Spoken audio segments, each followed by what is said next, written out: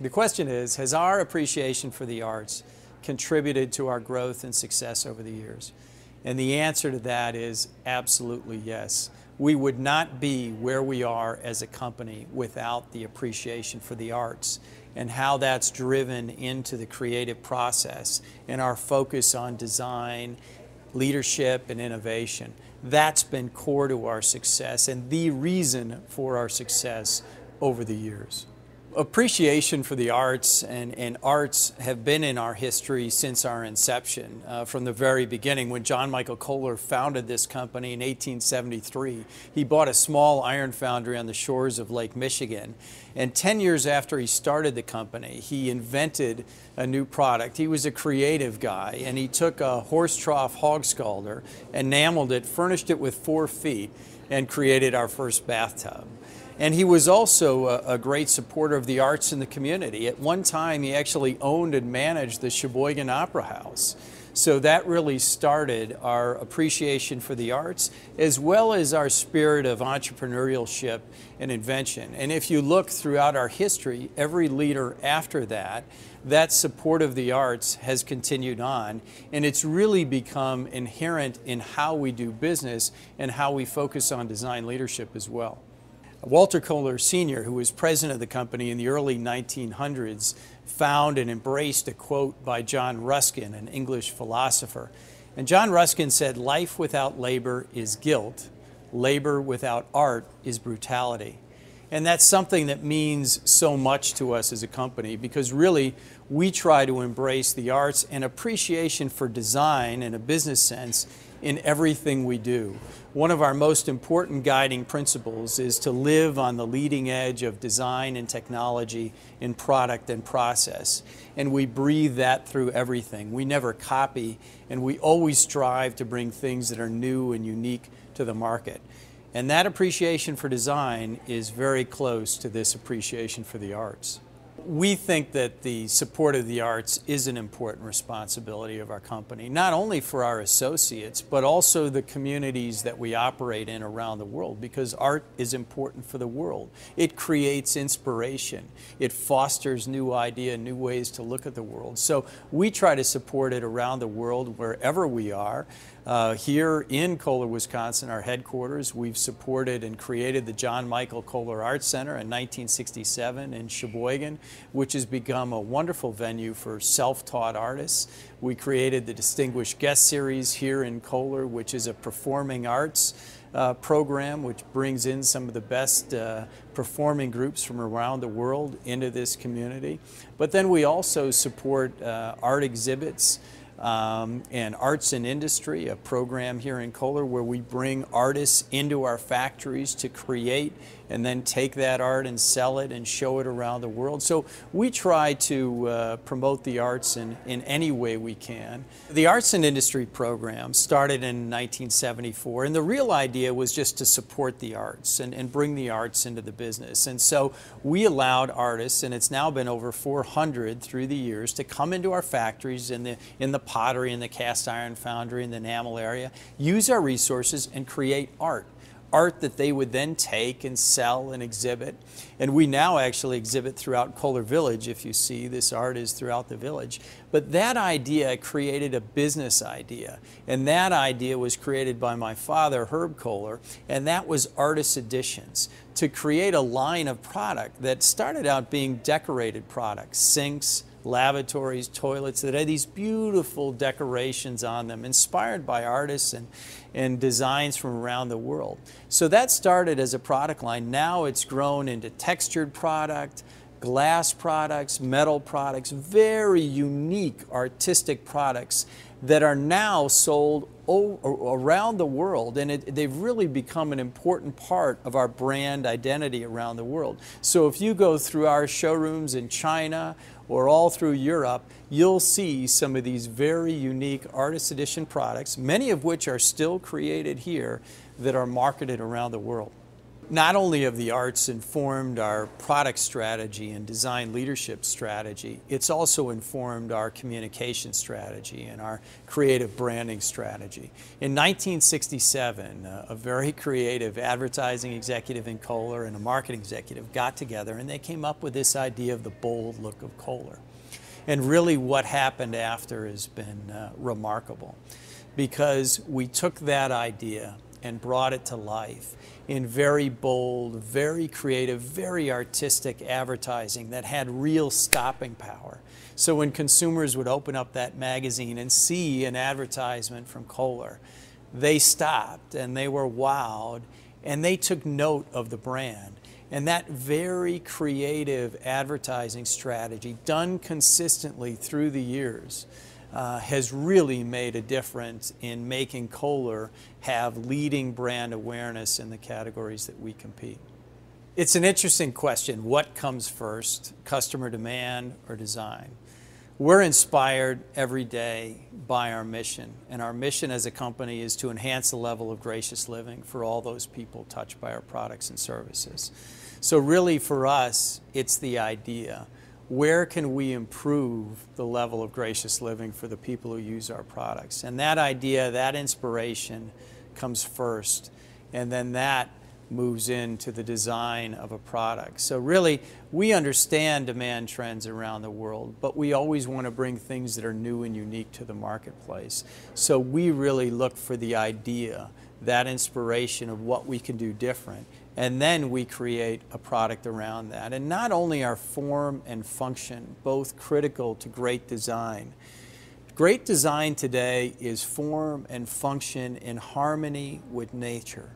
And that idea of stewardship for nature and designing things that do no harm but in fact enhance nature is critical to our design philosophy today. We spend a lot of time on our creative process, and you can tell what's most important in companies by how they spend their time. We at Kohler love the creative process more than anything else we do, and we spend a lot of time on it. My father, Herbert, who's chairman and chief executive, and myself, and all of our teams around the world, we spend at least a day or more a month together looking at every new product and technology that's in development that we're bringing to market to make sure it really is as unique as it can be to create an amazing consumer experience. So we spend a lot of time on it, and we have design studios around the world, not only here in Wisconsin, but also in Paris, in Shanghai, in Milan, in the UK, and we have great teams of creative people and technical people that work together to really bring these ideas to life. First and foremost, when we hire at Kohler Company, we want to hire people that are passionate about what they do, people that are creative, people that are committed, and people that are going to just viscerally own this company and try to make it the best in the world in what we do.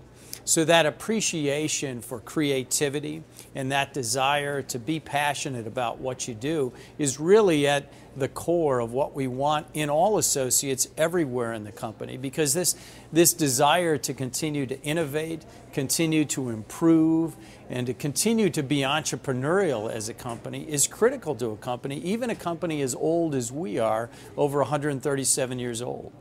Engineers and creatives or industrial designers and marketing people and manufacturing people, they're rarely ever going to speak the same language because they all bring this diversity of thought and talent to the table. And that's good. Diversity makes the creative process better, and you want that. You never want them saying the same things, but you do want them collaborating and working closely together to solve a problem in the most unique way possible. And by putting these people together in a creative process that gives them freedom to think, very differently, to come up with a very unique solution, and that way we found that it works. But you have to bring diverse people together, give them a clear problem to solve, and then let them go with with few boundaries. I hope that everybody in our company is creative. Maybe not the accountants, but virtually everyone else. I think, that speaks to a cultural difference. We want, certainly we have people that are employed to be on the forefront of creativity in communications and industrial design, some in engineering. But in general, we want a creative spirit, an entrepreneurial spirit as a company. And we want people to pioneer new ways of thinking and new processes in most every area of our company. So that creative dynamic and seeing what's happening around the world, bringing those ideas into our company, that's a dynamic we want everywhere in our business. But we also want to continue to increase the numbers of the people that are purely focused on the creative endeavors. There's never enough creativity. I mean, we're always seeking to have the strongest creative resources. And largely we focus on building our own design and creative teams around the world. We also use outside designers on certain of our brands, like Baker Furniture, for example. We use outside designers. Callista, a plumbing brand, we use some outside designers, some of the best designers in the world to come in and work with us. But generally, we want to continue to build that creative resource where our business has locations around the world. 67,000 people in the creative field in the M7 sounds small to me. I think to be in business today, you absolutely have to have a dimension of creativity in any business to continue to grow and change and innovate and succeed. So that seems like a small number. It's about, Milwaukee and this area of Wisconsin creating our own identity, creating our own creative identity that's different. It's got a different vibe, different resources, and different attractions. And I'd certainly rather live in this area than Chicago, but it isn't about, just comparing to Chicago. It's about being different. And I think there are a lot of very unique resources in this area. I think you can build this region as a creative hub. When you actually step back and look at the region and look in Wisconsin in general, there's a lot of great things happening here, and there are a lot of tremendous resources. Companies, SC Johnson, Johnson Controls, Trek Bike, Kohler Company. There's numerous great companies in the region that are all doing creative things. You have the school resources, the educational resources in Milwaukee and Madison and throughout the state that foster that. And you have companies that are inspired and creating these true creative enterprises in advertising and product development and research. So it is possible, and I think it is happening. And the core of the U.S. and our birth and our competitiveness over the years has been about innovation.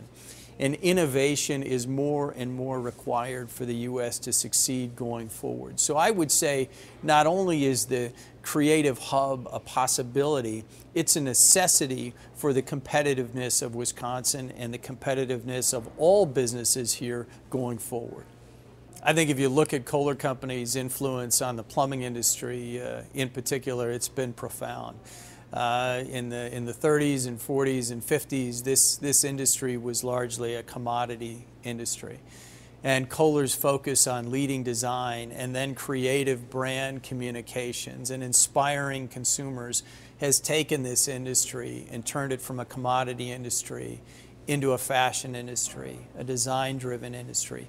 And that has driven a lot of copying, but it has really, really improved the overall quality of the industry and the level of innovation in the industry, because everybody's had to step up their game in terms of design, in terms of technical functionality and the unique technologies that can support that, in terms of how they communicate. So I think our leadership in the industry has definitely brought the rest of the industry along. We believe in the arts, we believe in creativity, we believe in design leadership because of who we are. It's authentically who we are, it's how we started, it's what we believe in, and it's also core to our business philosophy. I don't think you can, just create this. You have to believe in it and you have to spend time at it. If you do it, I think it can be the absolute core of business success. So we've seen a significant return as a company in our business success over the years, our level of differentiation from the competition, the strength of our brand and its awareness and what it means to consumers as a company who leads in design, believes in the arts and supports the arts, that has been priceless, and it has paid big dividends over the years.